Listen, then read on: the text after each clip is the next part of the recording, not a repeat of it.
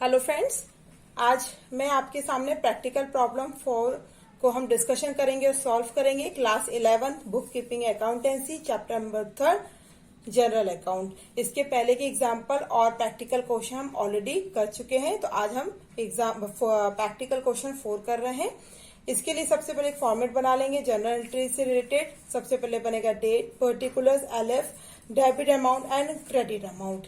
ठीक है, और जो भी आपको ट्रांजेक्शन में नाम दिया जाएगा उसको इस तरीके से ऊपर लिख लेंगे, इन the books of Sanjay general store और जनरल एंट्री। ये हो गया आपका बेसिक इंफॉर्मेशन। क्वेश्चन नंबर 4 दिया हुआ है यहाँ पे, journalise the following transaction in the books of Sanjay general store. ठीक है, जिसका नाम दिया जाता है उसी की बुक अपन बनाते हैं। तो ये जो ट्रांजेक्शन है ये जून 1 के लिए है। सबसे पहले कह रहे हैं started business with cash ₹50,000, bank 1 lakh, goods worth ₹50,000। ये सारा मिला के उन्होंने बिजनेस स्टार्ट किया, तो उसकी जनरल एंट्री क्या बनेगी? तो चलिए बनाते हैं। सबसे पहले हम यहाँ पे लिख लेंगे ईयर और डेट दी हुई है जून 1। ठीक है, तो आपको बिजनेस में स्टार्ट करने के लिए उसने क्या क्या लगाया है। सबसे पहले लिखेंगे अपन cash, cash account debit, amount जाएगा डेबिट साइड में 50,000। दूसरा दिया हुआ है बैंक, तो हम यहां लिख देंगे बैंक अकाउंट 1 लाख रुपए। और तीसरा दिया हुआ है गुड्स वर्थ। ठीक है, तो क्या दिया है? स्टॉक ऑफ गुड्स लिख सकते हैं, स्टॉक ऑफ गुड्स कितना दिया हुआ है? दिया है 50,000। तो हम इन सब ये जो तीनों अमाउंट है इनका टोटल करके हम कहा लिखेंगे? क्रेडिट साइड में। तो 50 + 50 + 1 लाख क्या आ जाएगा अपना? 2 लाख। 2 लाख मैं यहाँ पे लिख दे रही हूं। और क्रेडिट का ही से होगा टू कैपिटल अकाउंट। ये सारी चीजें क्या होती है किसी भी कंपनी में, क्या हो जाती है? कैपिटल के फॉर्म में होती हैं। तो क्या आ जाएगा? To capital 2 lakh. हम नरेशन लिखना कंपलसरी होता है, नरेशन लिखेंगे बीइंग स्टार्टेड बिजनेस। नरेशन क्या होता है? किसी भी ट्रांजेक्शन की स्मॉल समरी होती है। From being started business with, आप शायद उतना भी लिख सकते हैं कि बीइंग स्टार्टेड बिजनेस, या फिर लिख भी सकते हैं with cash, bank and goods. ठीक है, सेकेंड ट्रांजेक्शन दिया हुआ है, सेकेंड ट्रांजेक्शन दिया हुआ है आपका जून 5 के लिए। Purchase goods from Mohan on credit ₹80,000 at 10% trade discount. इसमें हमको ट्रेड डिस्काउंट निकालना और क्या कर रहे हैं? गुड्स परचेज कर रहे हैं। तो सबसे पहले हम यहाँ पे लिख लेते हैं जून 5। ठीक है, तो हम एंट्री बनाएंगे। सबसे पहले लिख देंगे purchase account debit to Mohan's account. हम यहाँ पे गुड्स परचेज कर रहे हैं और नरेशन लिख देंगे being goods purchase, goods purchased from Mohan. इसमें आपको क्या दिया है? At 10% trade discount. ठीक है, तो सबसे पहले मैं आपको यहाँ पे वर्किंग नोट बताती हूँ। एग्जाम में भी आप इस तरीके से वर्किंग नोट लिखिएगा, वर्किंग नोट, और आपकी फेयर कॉपी में भी। तो सबसे पहले जो यहाँ पे डेट डाल देंगे आ जाएगा जून 5 का कैलकुलेशन कर रहे हैं। परचेज कितना किया हुआ है? 80,000 का। ठीक है, गुड जो परचेज है वो 80,000 के हैं। और हमको ट्रेड डिस्काउंट कितना निकालना है? वो दिया हुआ है 10%। ठीक है, तो हम कैसे निकालेंगे? 80,000 इंटू 10/100। ठीक है, तो ये 0 से 0 कट गया, कितना बचा? 8,000। तो ये 8,000 ट्रेड डिस्काउंट नहीं है। अभी इसको निकालने के लिए क्या करेंगे? जो मेन अमाउंट था ना 80,000, 80,000 माइनस 8,000 तो कितना आ जाएगा? 72,000। तो जो आपका फाइनल जो ट्रेड डिस्काउंट है वो कितना आ जाएगा? 72,000। ठीक है, आपको ऐसे ही निकालना है, एग्जाम में भी, आपकी नोटबुक में भी, और इसी तरीके से उसको क्लियरली लिखना है। तो अब हम यहाँ पे अमाउंट लिख देंगे 72,000। ठीक है, ये हमारा ट्रेड डिस्काउंट निकालने के बाद का है। अगला ट्रांजेक्शन दिया हुआ है 9 तारीख के लिए। Sold goods to Urmila ₹30,000 at 5% trade discount. देखो इसमें गुड्स सोल्ड किए हैं और डिस्काउंट कितना दिया हुआ है, ट्रेड डिस्काउंट 5%। तो सबसे पहले हम यहाँ पे लिख लेते हैं, डेट आपकी जून 9 दिया हुआ है। ठीक है, तो किसको हम सेल आउट कर रहे हैं, हम उर्मिला को कर रहे हैं। तो हम यहाँ पे लिख लेते हैं उर्मिलाज अकाउंट डेबिट टू, क्या आ जाएगा, सेल अकाउंट। हम क्या कर रहे हैं, उसको सेल कर रहे हैं ना। नरेशन क्या लिखेंगे हम, being goods sold to Urmila. ठीक है, किसको सेल आउट कर रहे हैं, उर्मिला को, एट 5% ट्रेड डिस्काउंट। ठीक है, यहाँ पे भी हम फिर से निकालेंगे अगेन ट्रेड डिस्काउंट। कैसे निकालेंगे, अब फटाफट से हम यहाँ पे लिख देंगे जून 9। ठीक है, मैं यहाँ पे लिख दे रही हूँ उर्मिला कितने का है, 30,000। ठीक है, और इस पे आपको जो ट्रेड डिस्काउंट है कितना है, वो है 5%। ठीक है, तो हम कैसे निकालेंगे, 30,000 इंटू 5/100। ठीक है, 2 जीरो से 2 जीरो कट गए, यहाँ पे आ जाएगा आपका 2 जीरो और 5 3 सा 15, 1500 रुपए। अब हम क्या करेंगे, 30,000 माइनस कितना आ जाएगा, 1500। तो माइनस करने पे कितना आएगा, 28,500। ये हमारा फाइनल अमाउंट आ जाएगा ट्रेड डिस्काउंट का, 28,500। ठीक है, ये आपका आ जाएगा ट्रेड डिस्काउंट का अमाउंट। तो हम इसको यहाँ पे लिख लेंगे 28,500, 28,500।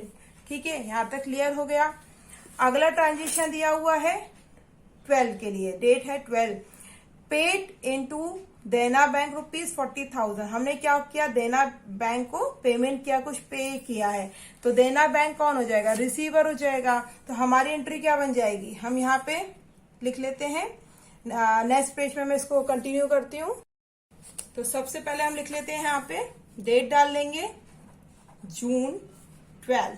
ठीक है, देना बैंक को पेमेंट कर रहे हैं, तो रिसीवर कौन है, देना बैंक। तो हम क्या लिख देंगे, देना बैंक।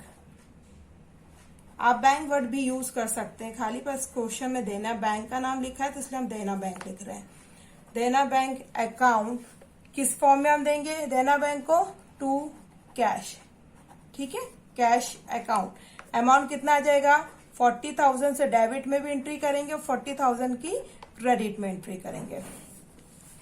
अब हमको नरेशन क्या लिखना है, बीइंग पेड अमाउंट टू देना बैंक, पेड अमाउंट टू देना बैंक। ठीक है, यहां तक क्लियर हो गया है। अगला ट्रांजेक्शन दिया हुआ है 15 के लिए, goods worth ₹5,000 distributed as free sample. देखिए, जब हम कोई अपना मार्केट में कुछ नए गुड्स लेके आते हैं तो हम उसका फ्री सैंपल कंपनी करती है, यानी कि उसको एडवर्टाइजमेंट भी बोल सकते हैं। तो हम यहाँ पे क्या लिखेंगे, सबसे पहले हम लिखेंगे, डेट डालेंगे जून 15। ठीक है, अब हम क्या कर रहे हैं, फ्री सैंपल कर रहे हैं। तो हम क्या कर रहे हैं, कंपनी का एडवर्टाइजमेंट हम यहाँ पे लिख सकते हैं। तो हम लिखेंगे अपना एडवर्टाइजमेंट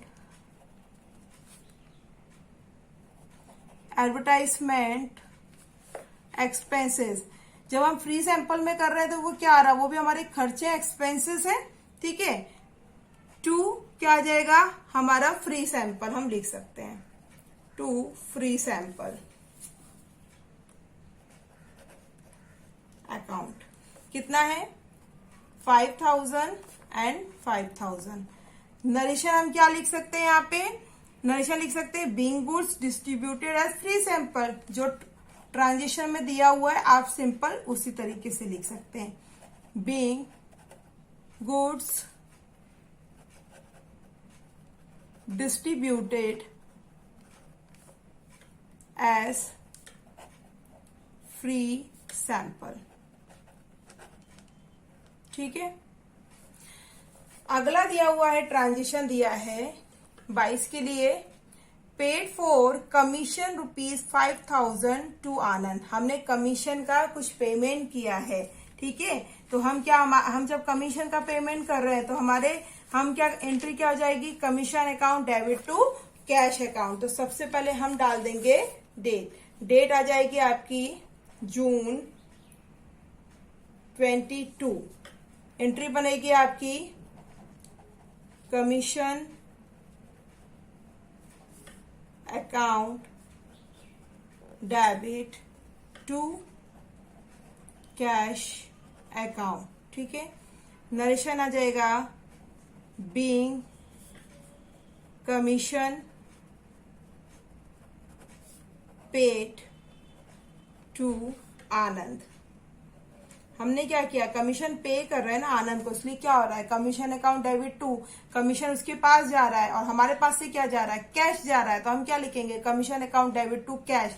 यदि हमारे पास जस्ट इसकी अपोजिट एंट्री बनती कि हमारे पास कमीशन रिसीव्ड हो रहा है, कमीशन रिसीव्ड आता, तो हम उस कंडीशन में क्या लिखते हैं, cash account debit to commission. हमें क्या आ रहा है, कैश मिलेगा, किसके थ्रू मिलेगा, कमीशन के थ्रू मिलेगा। ठीक है, अमाउंट क्या आ जाएगा, अमाउंट आ जाएगा 5,000 डेबिट में और 5,000 आ जाएगा क्रेडिट में।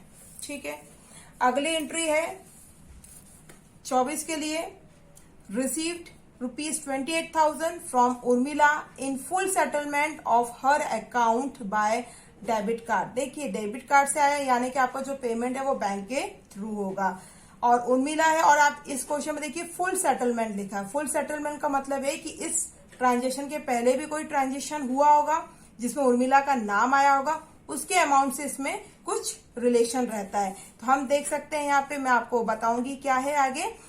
क्वेश्चन ट्रांजेक्शन नंबर 9 में देखिए, सोल्ड गुड्स टू उर्मिला 30,000। हमने यहाँ पे उर्मिला को 30,000 का कुछ गुड्स सेल आउट किए थे 5% के ट्रेड डिस्काउंट के साथ, है ना।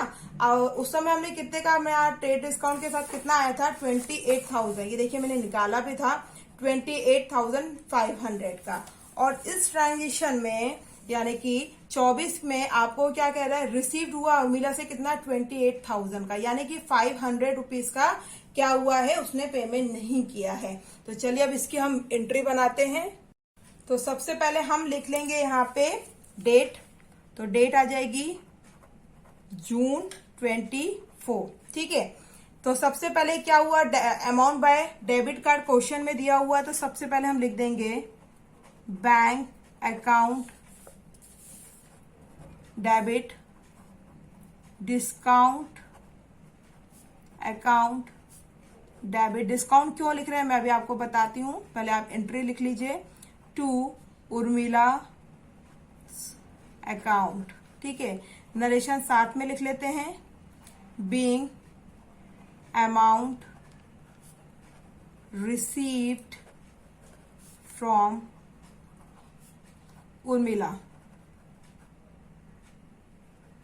ठीक है, हमने उसको जो पेमेंट करना था, अभी जो एंट्री है 24 में उसने अमाउंट कितना पेमेंट किया है, उसने अमाउंट पेमेंट किया है हमको 28,000 का। आप देख सकते हैं 28,000 का पेमेंट किया है। तो जितना मिला है उर्मिला से उतना पहले लिख लेते हैं, 28,000 का।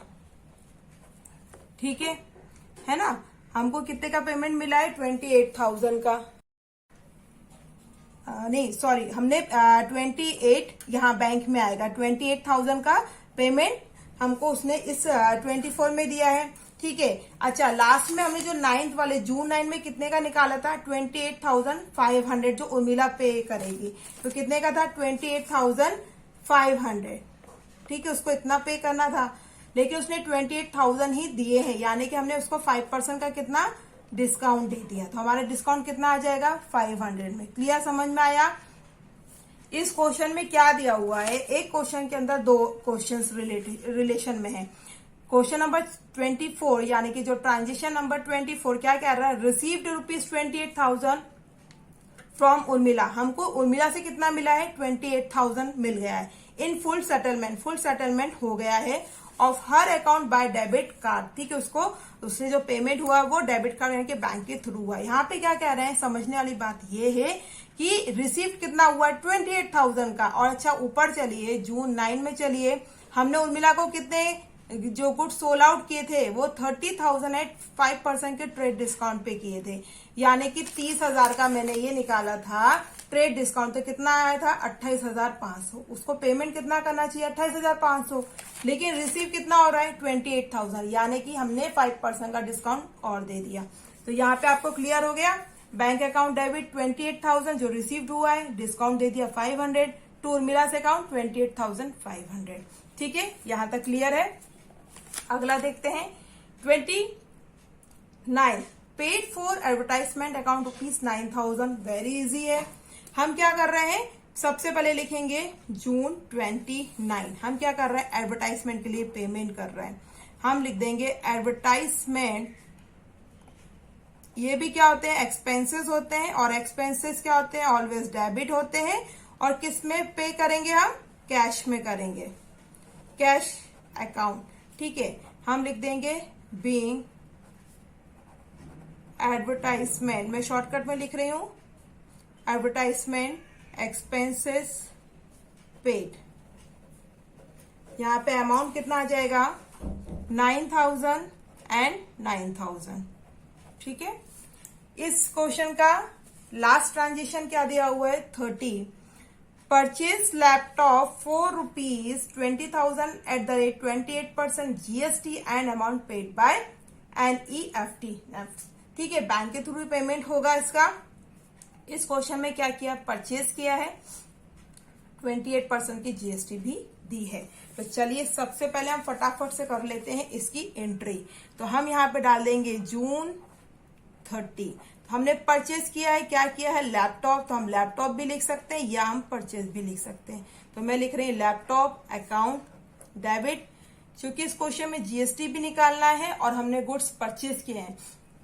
तो हम क्या लिखेंगे, इनपुट। इनपुट कब आता है, जब हम परचेज करते हैं। ठीक है, तो यहाँ पे आ जाएगा input CGST account debit, input SGST account debit to bank account. ठीक है, सबसे पहले हम लिख लेते हैं नरेशन। तो नरेशन लिख लेते हैं being laptop purchase and GST 28% GST paid. ठीक है, इतना शॉर्टकट सा लिख लेते हैं। तो चलिए अब हम कैलकुलेशन करते हैं GST का। तो मैं एक नया पेज ले लेती हूं। सबसे पहले हम लिख देंगे यहाँ पे जून 30। देखिए ये कैलकुलेशन बहुत इंपॉर्टेंट है, GST आपको कैलकुलेट करना आना चाहिए। बहुत से बच्चे मिस्टेक कर देते हैं। तो सबसे पहले मैं यहाँ लिख लेती हूँ लैपटॉप। लैपटॉप कितने का परचेज किया है, 20,000 का। ठीक है, आपको यहाँ पे जो GST है वो कितना परसेंटेज दिया है, 28%। ठीक है, अच्छा GST ये नहीं है कि इस 20,000 पे आप 28% बार बार निकाले। आपको क्या करना है, जो भी परसेंटेज दिया उसका हाफ कर दो। तो 28 का हाफ हो जाएगा 14% एंड 14%। ठीक है, यहां तक क्लियर है। अब हम निकालेंगे सबसे पहले CGST और दूसरे नंबर पे निकलेगा SGST। ठीक है, CGST और SGST क्या होता है भाई, CGST होता है जो आपका GST उसका आधा अमाउंट आपको सेंट्रल गवर्नमेंट को देना पड़ेगा और आधा अमाउंट आपको स्टेट गवर्नमेंट को देना पड़ेगा।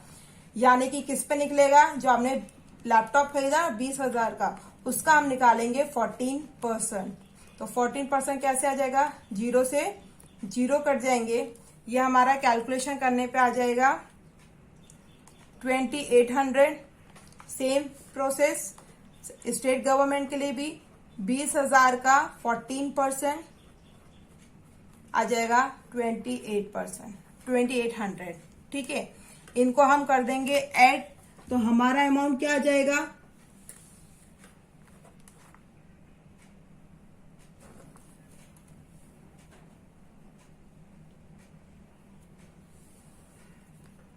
25,600। ठीक है, क्लियर है। ये हमारा फाइनल अमाउंट है। ये क्या है, हमारा फाइनल अमाउंट है। एग्जाम में आप इसी तरीके से शो करेंगे और कॉपी में भी। ठीक है, तो अब हम क्या करते हैं, हमने निकाल लिया है कैलकुलेशन पूरा। अब हम इसकी पोस्टिंग कर देते हैं। तो लैपटॉप था हमारा 20,000 का, जीएसटी एंड सीएसटी हो गया आपका 2800 एंड 2800, और फाइनल अमाउंट आपको जो 20,000 का लैपटॉप था वो जीएसटी लगने के बाद कितने का पड़ा, 25,600। क्लियर है यहाँ तक अच्छे से पूरा। इसके बाद ये पूरा ट्रांजेक्शन करने के बाद, यानी कि ये देखिए, ये वाला डेबिट साइड और क्रेडिट साइड शुरू से लेके आखिरी तक हमको करना है टोटल। ये कंपलसरी है। सबसे पहले अमाउंट कॉलम में यहां कर देंगे, लाइन खींच देंगे, इस तरफ लिख देंगे टोटल। ठीक है, ये अमाउंट के नीचे मैं डबल लाइन कर रही हूं। यहां का टोटल आ रहा है 4,13,600, 4,13,600। ये आ जाएगा आपका फाइनल अमाउंट। यदि इन दोनों में से कोई भी अमाउंट गलत आता है, यानी कि आपने कैलकुलेशन कहीं ना कहीं मिस्टेक करी है, गलत करी है, तो जरूर आप वेरिफिकेशन करते रहिए और हमेशा चेक कीजिएगा और एग्जाम में इसका टोटल जरूर करके आइएगा, नहीं तो मार्क्स कट जाएंगे। ठीक है, आई होप आपको ये प्रैक्टिकल क्वेश्चन नंबर अच्छे से क्लियर समझ में आ गया होगा। मैं आशा करती हूँ कि आपको अच्छे से समझ में आएगा और आगे के भी हम ऐसे सारे एग्जाम्पल भी करेंगे और प्रैक्टिकल क्वेश्चंस भी करेंगे। प्लीज जो भी मेरे चैनल को फर्स्ट टाइम देख रहे हैं, चैनल को लाइक कीजिए, शेयर कीजिए, सब्सक्राइब कीजिए और वीडियो को पूरा एंड तक देखिए। तो मिलते हैं नेक्स्ट वीडियो में प्रैक्टिकल प्रॉब्लम 5 को लेके। Thank you.